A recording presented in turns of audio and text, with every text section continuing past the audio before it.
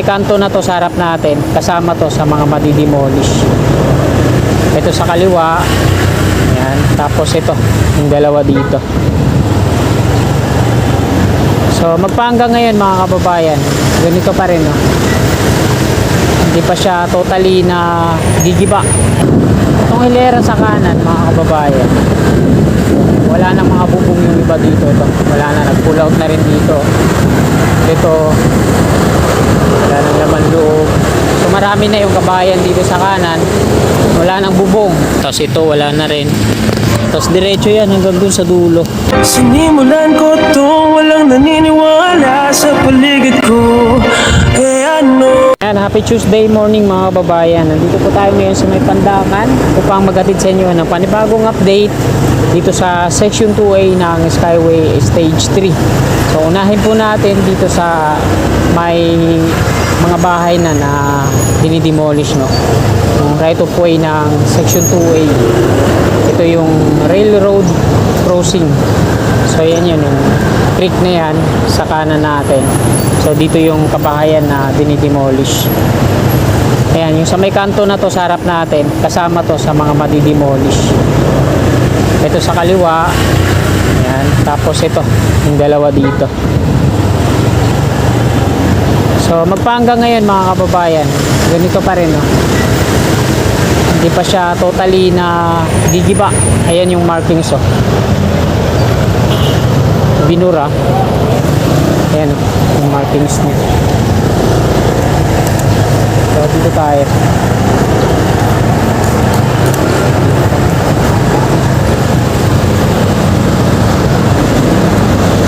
Nakanan tayo dito. Ito yung highway kung saan pasalisi yung mga pier nun. Patungo dito, tapos sa kanan, so may mga markings din dito, no? Talagang zero. Itong hilera sa kanan mga kababayan, wala na mga bubong yung iba dito. Ito, wala na, nag-pull out na rin dito.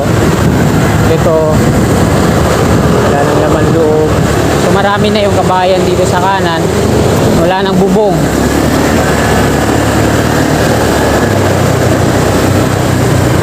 So diretso yan dito sa kanan hanggang dun.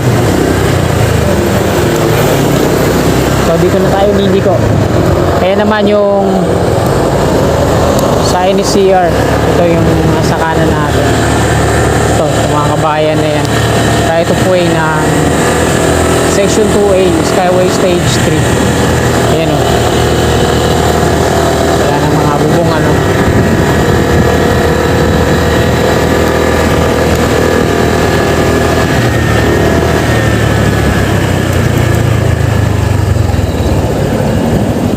Andyan sa unahan yung pier sa tawid ng ilog.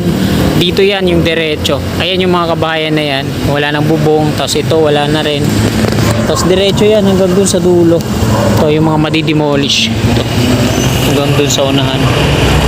Tabi lang ng highway. Ito yung street na to. Papasok dun. So ayan, o. Dalawa na yung ano dyan. Tapos dito, ito yung hilera papunta doon. Wala nang mga ano yan. Ito na lang yung may tao sa may kanto. Doon wala na, abandonado na yun.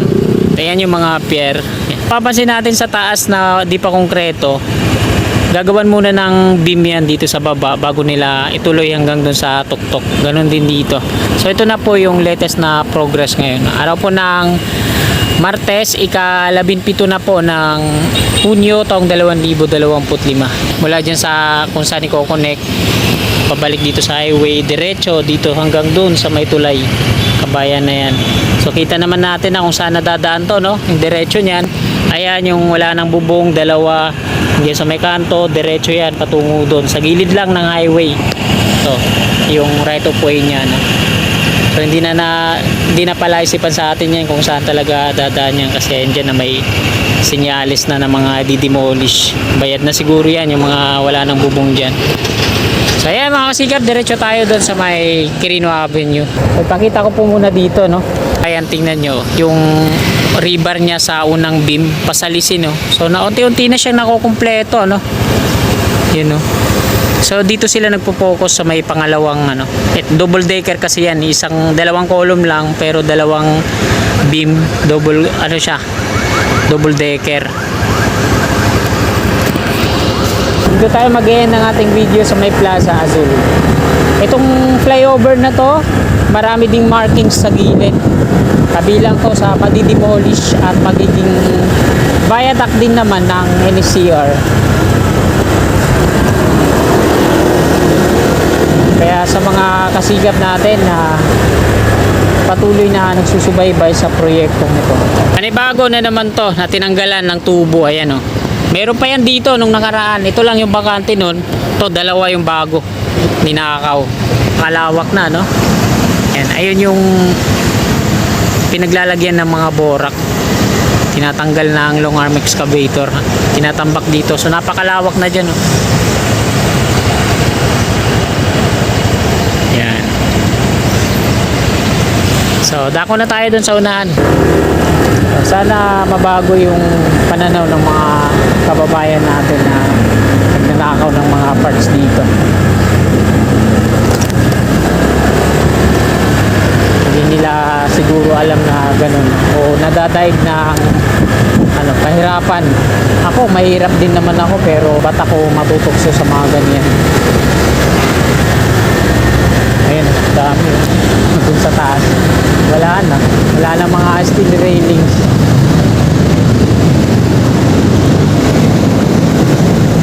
Yung pangaliwa, patungong Santa Ana, Manila. Diretso tayo dito sa ilalim ng double decker NCR. Dito sa ating gawing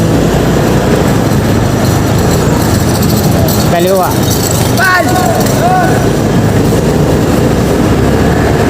Tapos na sila mag-bound dito ng mga pile. Tatlo yung binound nila dito para sa pile load test.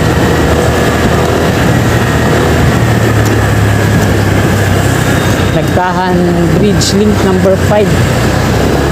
Kahilom to sa kanan.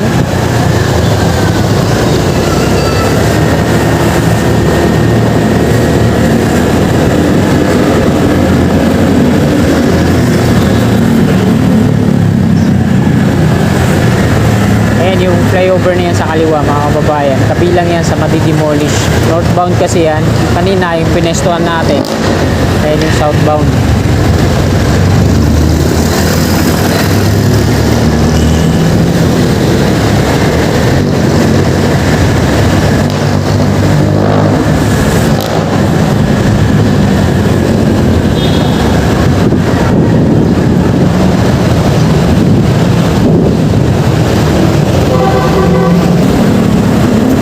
Plaza Azul na po tayo. Dito tayo sa unahan. Hindi ko. Tinanggal na naman yung tarpaulin dyan. Palarong pangbansa na nakasulat.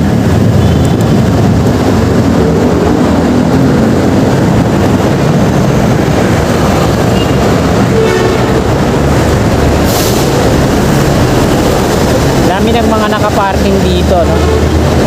So ang plano dito ay gagawing badminton court.